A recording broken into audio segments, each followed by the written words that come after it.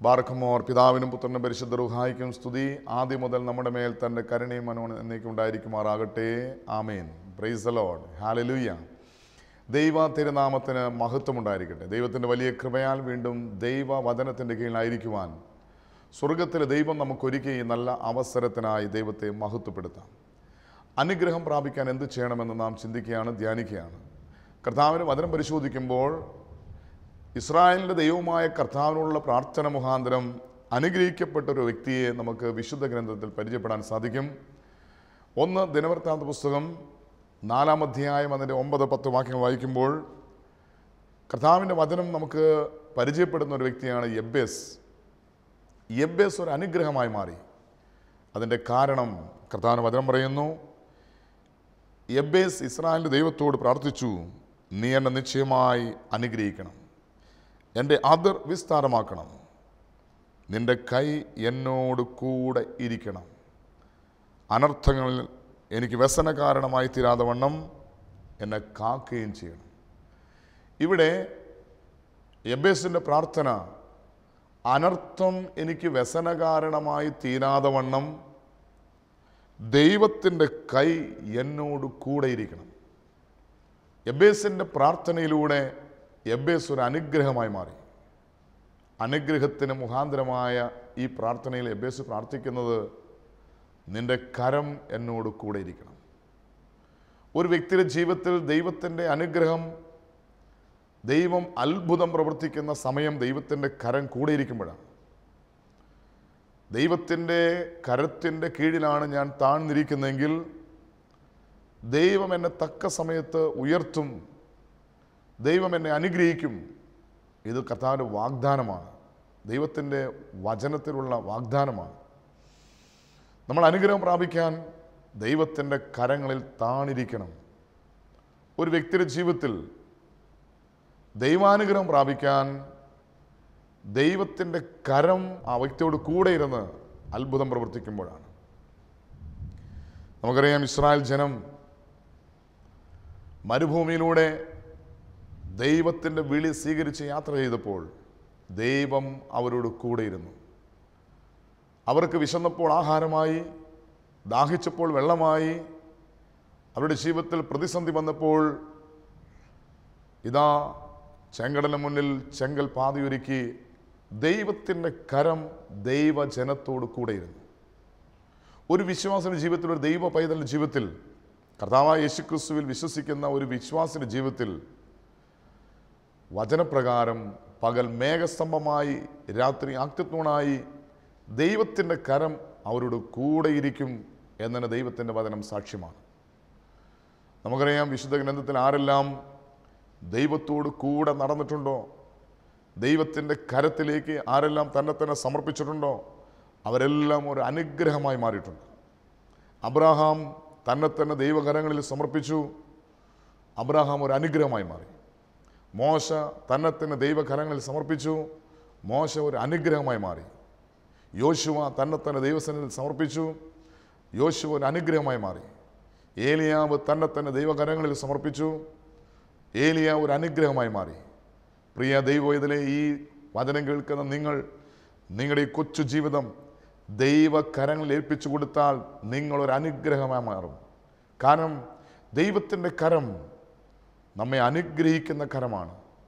ദൈവത്തിൻ്റെ കരം നമ്മെ ജയോത്സവമായി നടത്തുന്ന കരമാണ്.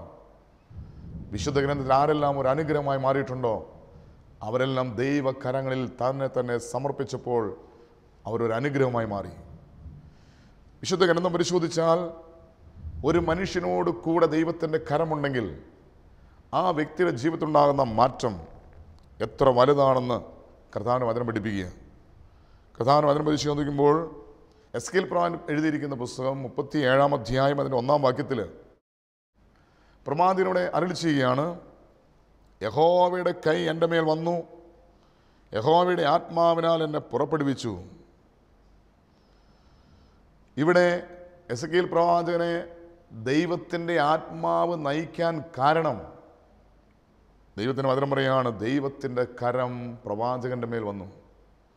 ഒരു വ്യക്തിയുടെ മേൽ ദൈവകരമുണ്ടെങ്കിൽ ദൈവകരത്തിൻ്റെ കീഴിലാണ് ഒരു വ്യക്തി ആണ് എങ്കിൽ ആ വ്യക്തി ദൈവാത്മാവിനാൽ നയിക്കപ്പെടുന്ന ഒരു വ്യക്തിയായി മാറുകയാണ്.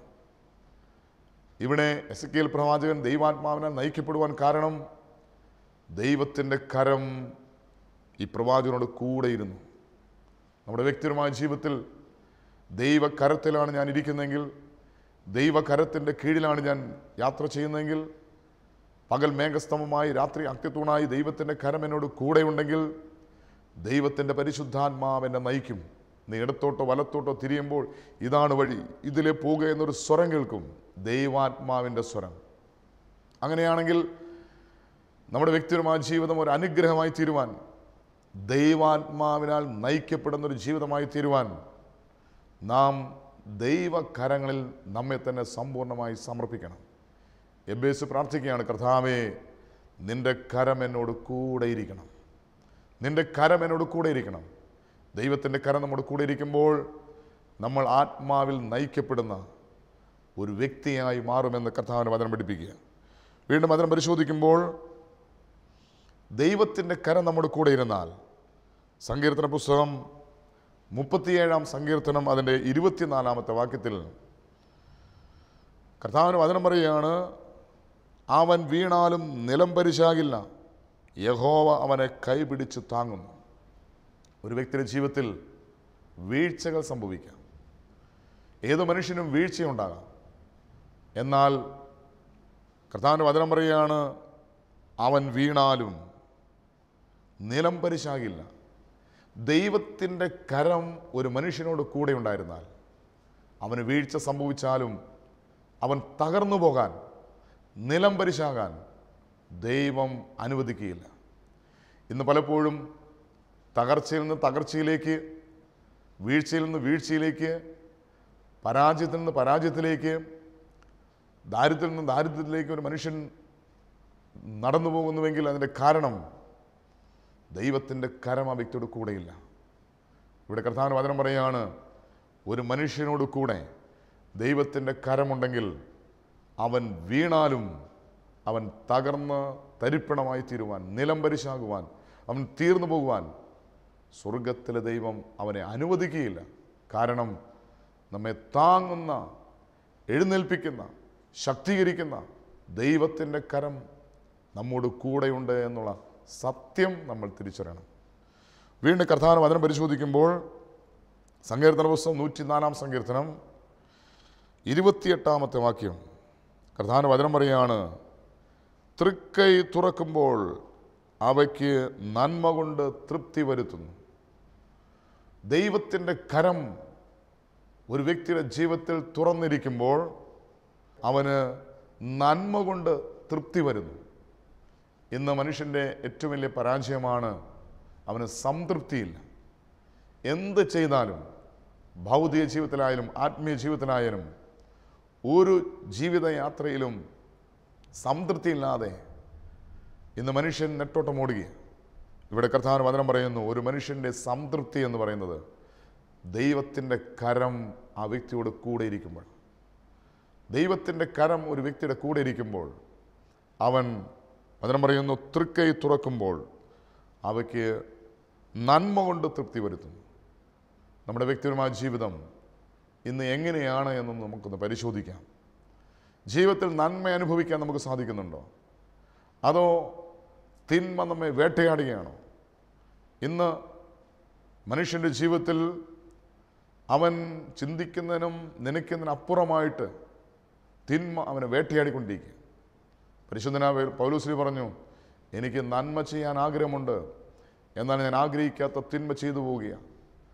ഞാൻ ആഗ്രഹിക്കാത്ത തിന്മ ചെയ്യുന്നുവെങ്കിൽ അത് ഞാനല്ല, എന്നിൽ വസിക്കുന്ന പാപമാണ് ആ തിന്മയിലേക്ക് എന്നെ നയിക്കുന്നത്.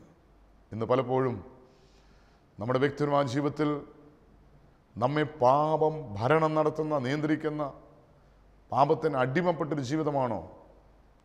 ഇവിടെ നമ്മുടെ വ്യക്തിപരമായ ജീവിതത്തിൽ നമുക്ക് നന്മ അനുഭവിക്കാൻ കഴിയാത്തതിന് കാരണം തിന്മ നമ്മെ ഭരണം നടത്തുകയാണ്. പ്രധാന വചനം പറയുന്നു, ദൈവത്തിൻ്റെ കരം തുറക്കുമ്പോൾ, ദൈവത്തിൻ്റെ കരം നമ്മോട് കൂടെ ഇരിക്കുമ്പോൾ, ദൈവത്തിൻ്റെ കരത്തിൻ്റെ കീഴിലാണെങ്കിൽ ഒരു തിന്മയും നമ്മുടെ ജീവിതത്തിലേക്ക് കടന്നു വരികയില്ല. ഒരു പാപത്തിൻ്റെ ആസക്തി നമ്മെ വേട്ടയാടുകയില്ല. ദൈവത്തിൻ്റെ കരത്തിലാണ് എൻ്റെ യാത്രയെങ്കിൽ അവിടെ നന്മ അനുഭവിക്കും. കർത്താവിന്റെ വചനം പറയുന്നു, അവന് തൃപ്തി വരും. നന്മ കൊണ്ട് തൃപ്തി വരും. നമ്മുടെ വ്യക്തിപരമായ ജീവിതം സംതൃപ്തമാണോ എന്ന് സ്വയം ഒന്ന് ആത്മശോധന ചെയ്യുക. ഇല്ലെങ്കിൽ ദൈവകരങ്ങളിലേക്ക് ഏൽപ്പിച്ചു കൊടുക്കുക.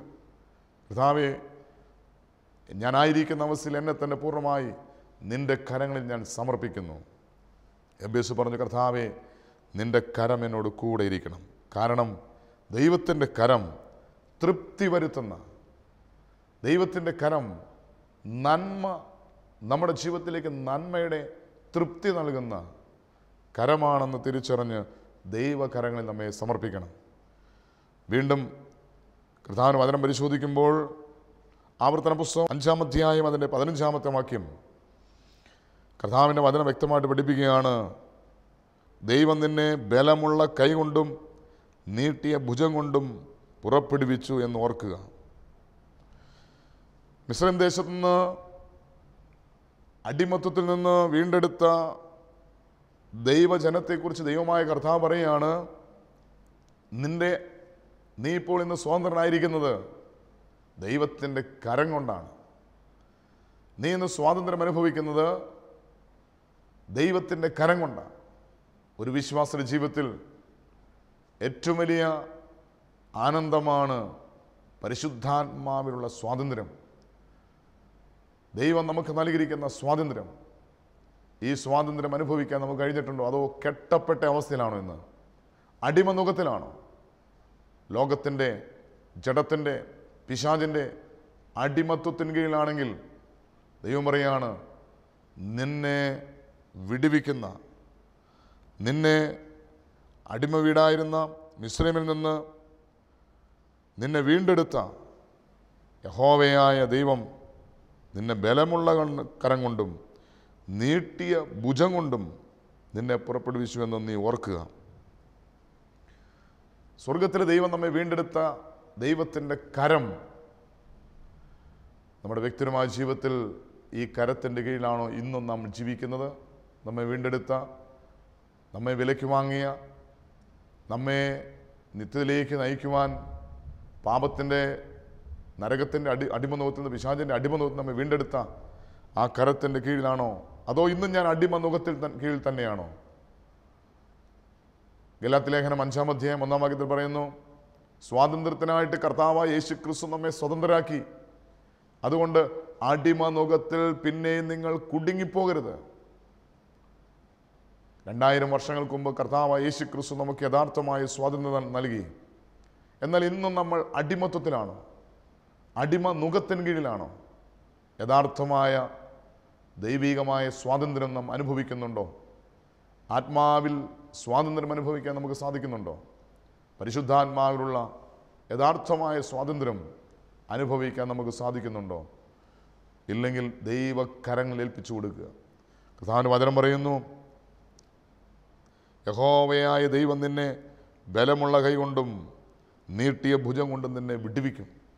നമ്മെ വീണ്ടെടുക്കുവാൻ വേണ്ടി ദൈവത്തിൻ്റെ കരം നീണ്ടു വരുമ്പോൾ ആ കരത്തിലേക്ക് നാം ഏൽപ്പിച്ചു കൊടുക്കുക. ആ കരത്തിൽ പിടിക്കുമ്പോൾ ദൈവത്തിൻ്റെ കരം എന്നെ വിടുവിക്കുന്ന കരമാണെന്ന് തിരിച്ചറിയണം.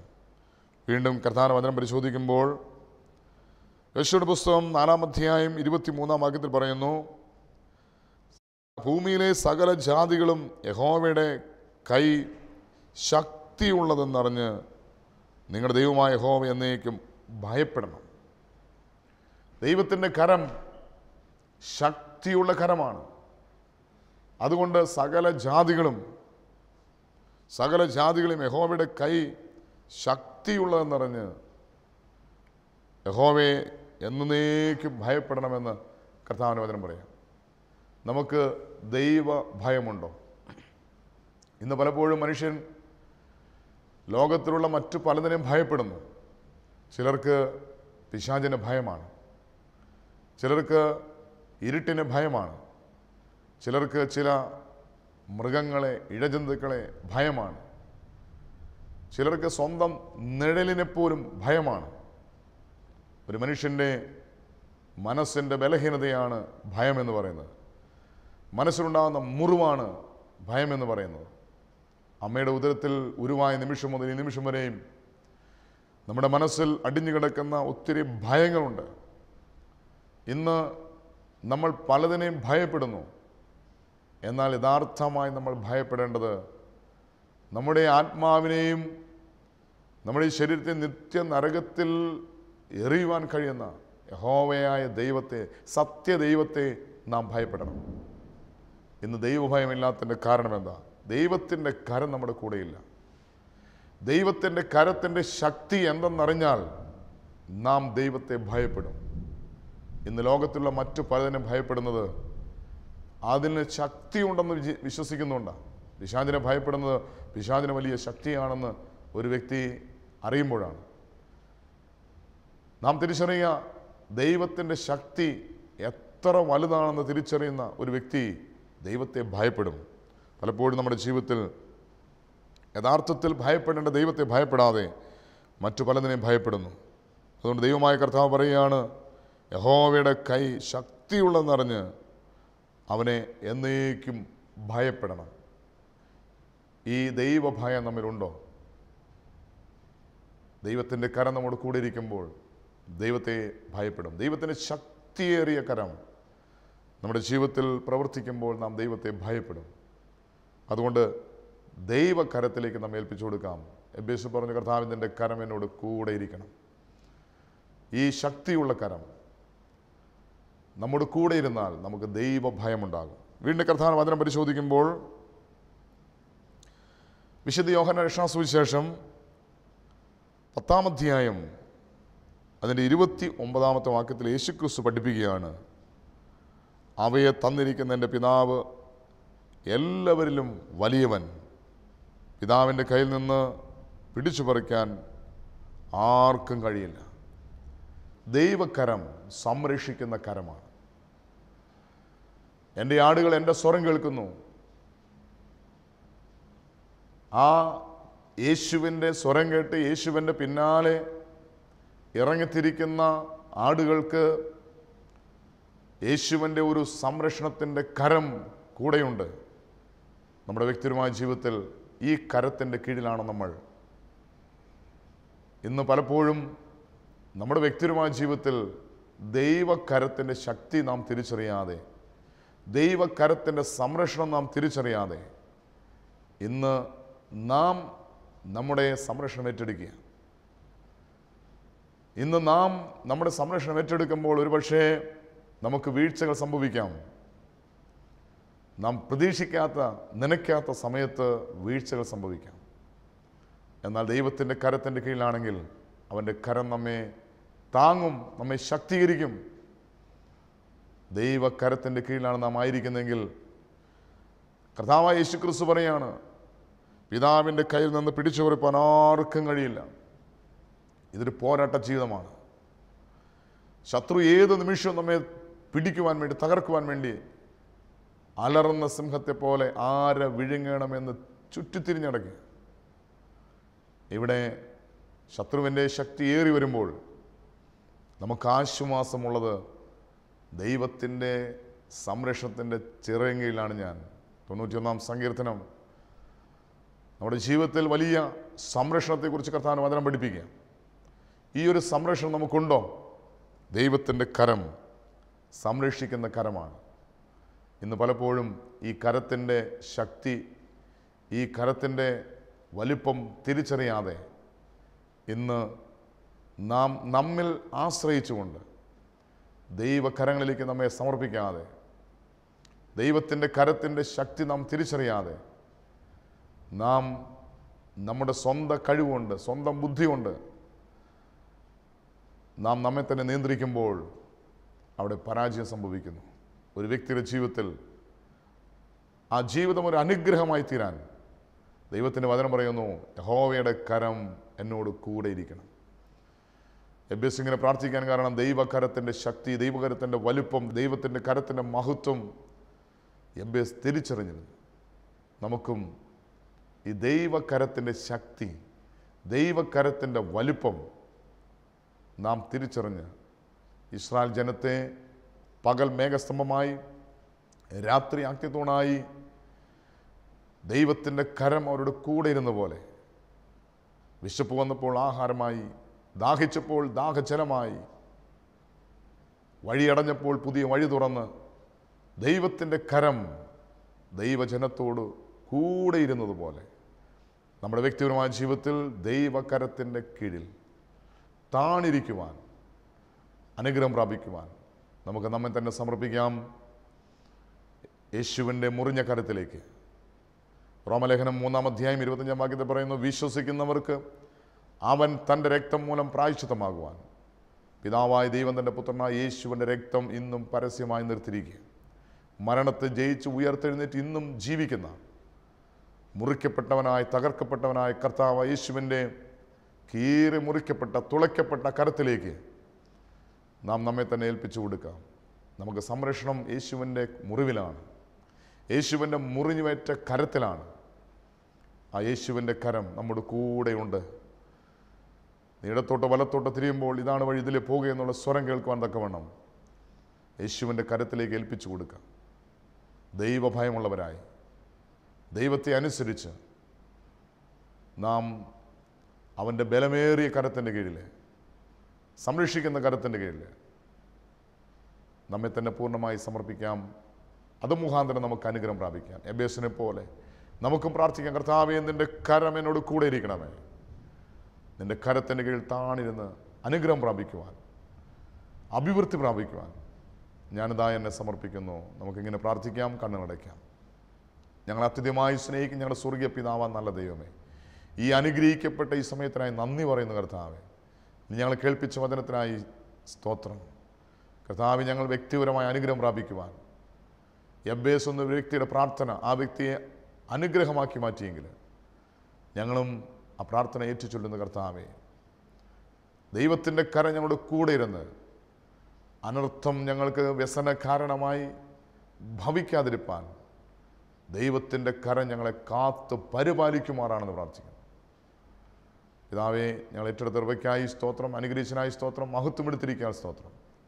നിൻ്റെ വീര്യം പ്രവർത്തിക്കുന്ന കരം ഞങ്ങളിലൂടെ, ഞങ്ങളുടെ വ്യക്തിപരമായ ജീവിതത്തിലൂടെ, കുടുംബജീവിതത്തിലൂടെ ഒരനുഗ്രഹമായി തീരുവാൻ ഞങ്ങളെ സഹായിക്കണമേ. പരിശുദ്ധിയമേ ദൈവമാതാവേ, ഞങ്ങൾക്ക് വേണ്ടി പ്രാർത്ഥിക്കണമേ.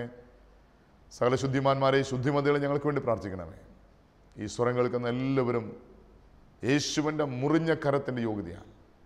യേശുവിൻ്റെ നാമത്തിൽ ഒരു അനുഗ്രഹമായി തീരുവാൻ യേശുവിൻ്റെ നാമത്തിൽ പ്രാർത്ഥിക്കുന്നു. പിതാവേ, പ്രാർത്ഥന കൃപയ്ക്കായി സ്തോത്രം. എല്ലാം ഞങ്ങൾക്ക് വേണ്ടി ക്രൂശിൽ മരിച്ച് മരണത്തെ ജയിച്ച് ഉയർത്തെഴുന്നേറ്റ് ഇന്നും ജീവിക്കുന്ന ഞങ്ങളുടെ കർത്താവ്, ഞങ്ങളുടെ ദൈവമായ യേശുവിൻ്റെ നാമത്തിൽ പ്രാർത്ഥിക്കുമ്പോൾ കൃപയോടെ കേൾക്കണം നല്ല പിതാവേ. ആമേൻ.